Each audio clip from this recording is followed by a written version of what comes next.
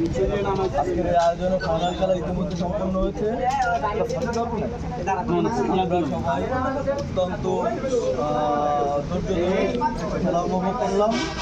এ পর্যায়ে আপনাদের দুটো কথা বলবে মুম্বাইয়ের সব থেকে কাছের ছোট ভাই, যাকে আমি নিজে দেখেছি 24 ঘন্টা মুম্বাইয়ের সাথে থাকতে, একসাথে চলাফেরা, বাগেরহাট পৌর ছাত্র দলের সুযোগ্য যুগ্ম আহ্বায়ক এবং অত্যন্ত পরিশ্রমী ছাত্রনেতা হিরক কথা বলবেন মুম্বাই। শাহবাদ জীবন স্মৃতি ফুটবল টুর্নামেন্টে প্রথমবারের মতন আজকের এই আয়োজন। আপনারা সবাই জানেন মুম্বাই একজন পরিশ্রমী যুবনেতা ছিল, বাগেরহাট জেলা বিএনপির রাজনীতিতে তার অনেক অবদান ছিল। ভাই কি একজন ক্রীড়াপ্রেমী ছিল।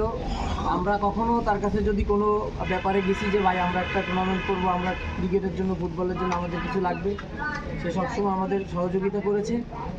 আজকে তার নামে প্রথমবারের মতন আমরা ফুটবল টুর্নামেন্ট দিতে পেরেছি এবং খুব সুন্দরভাবে সফলভাবে আমরা আজকে এটা সম্পন্ন করেছি এবং দুই টিম ফাইনালে এসেছে। ফাইনাল খেলা শেষে আমরা পুরস্কার বিতরণী অনুষ্ঠান শুরু করতে যাচ্ছি। আপনারা যারা আজকে এখানে উপস্থিত হয়েছেন এবং খেলাধুলায় অংশগ্রহণ করেছেন সকলকে মুম্বাইয়ের পরিবারের পক্ষ থেকে এবং আমার ব্যক্তিগত পক্ষ থেকে এবং বাগেরহাট পৌর ছাত্র দলের পক্ষ থেকে আপনাদের সবাইকে ধন্যবাদ এবং অভিনন্দন।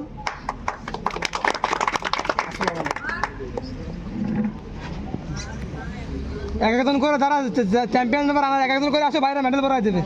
আগে রানার আপ আসুক, রানার আপ আসুক, না আগে রানার আপ আসুক, আগে রানার আপ আসুক। ভিডিও করো ভাই, মেডেল গুলো পরা দেবে।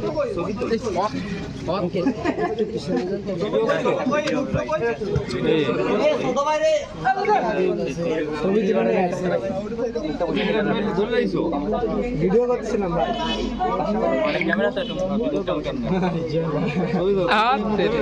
এদিকে দেখেন, এদিকে দেখেন। রুদ্র ভাই, রুদ্র ভাই, রুদ্র ভাই, এই রুদ্র ভাই, একটা কথা না বললেই নয়। এটা হচ্ছে আমাদের এই যে মুন সিটি টুর্নামেন্টে এটা পরিচালনা কমিটি আসলে না, এর পরিচালনার জন্য সর্বোচ্চ পরিশ্রম করেছে আমাদের উদীয়মান ছাত্রনেতা হিমন, রবিউল, রনি, ইমরান। আমি তাদেরকে আমার ব্যক্তিগত পক্ষ থেকে এবং মুম্বাইয়ের পরিবারের পক্ষ থেকে ধন্যবাদ জানাচ্ছি। অত্যন্ত পরিশ্রম করেছে। আমি জানি আজকে 3-4 দিন তারা সর্বোচ্চ পরিশ্রম করে বৃষ্টিতে ভিজে এই টুর্নামেন্টের আয়োজন করেছে। আমরা তাদের জন্য একটা করতালি দেবো। আপনারা ব্যাগ করে আসো, বাইরে মেডেল পরা দেবে। ভাই এদিক দেখেন, রুদ্র ভাই।